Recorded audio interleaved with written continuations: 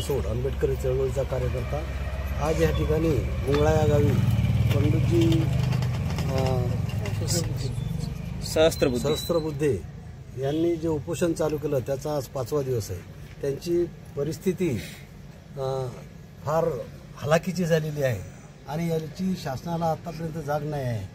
म्हणून जर यांचं उपोषण शासनाने सोडलं नाही, त्यांना न्याय दिला नाही, तर मी संपूर्ण मालेगाव तालुक्यातच नव्हे वाशिम जिल्ह्यामध्ये पूर्ण आंदोलन छेडल्याशिवाय राहणार नाही आणि यांना न्याय दिल्याशिवाय राहणार नाही। म्हणून शासनाला माझी विनंती आहे की शासनाने कृपया याच्यामध्ये दखल घ्यावी आणि यांचं उपोषण सोडावं। कारण हा रस्ता जो आहे तो अतिक्रमणात आहे आणि ज्या माणसानं अतिक्रमण केलेलं आहे तो सरकारी रस्ता आहे आणि रस्त्यावर अतिक्रमण केलेलं आहे आणि म्हणून कोण्याच गावात आणि कोणीच असं रस्त्यावर अतिक्रमण करता कामा नये।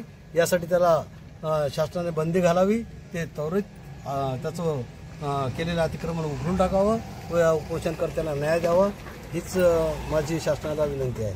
ठीक आहे। सहस्त्रबुद्धे, तुम्ही किती दिवसापासून या ठिकाणी उपोषणाला बसलेले आहात? आज 5वा दिवस आहे। 5वा दिवस आहे। तुमची तब्येत जरा जास्त खालावलेली दिसते, तर चिंताजनक आहे। तर या विषयावर कोणी तुमची मदत करण्यासाठी प्रशासनाकडून कोणी आलं होतं का उपोषण सोडण्यासाठी, तुम्हाला या उपोषणात प्रवृत्त करण्यासाठी? उपोषण सोडण्यासाठी आले होते BDO साहेब काळ, त्यानंतर विस्तार अधिकारी आणि आमचे ग्रामविकास अधिकारी जेवढे आले होते, सरपंच अजून आलेले नाही। त्यांनी तुम्हाला काय माहिती दिली? त्यांनी सांगितलं उपोषण सोडा, त्यानंतर आम्ही कारवाई करू। परंतु मला त्या रस्त्यानं जाण्यासाठी आधी मला रस्ता पाहिजे, त्यानंतरच मी उपोषण सोडीन, त्याच रस्त्याने मी घरी जाईल। जोपर्यंत त्या ठिकाणचं अतिक्रमण काढलं जाणार नाही तर तुम्ही उपोषण सोडणार नाही? नाही सोडणार। तुम्ही तुमच्या भूमिकेत ठाम आहात? माझी भूमिका ठाम आहे। मी मुंगळा गावची सरपंच, माझं नाव नीता संजय राऊत। पंडू सहस्त्रबुद्धे हे जे ग्रामपंचायत समोर उपोषणाला बसलेले आहेत, याच्यावर आम्ही 2 दिवसात कारवाई करू।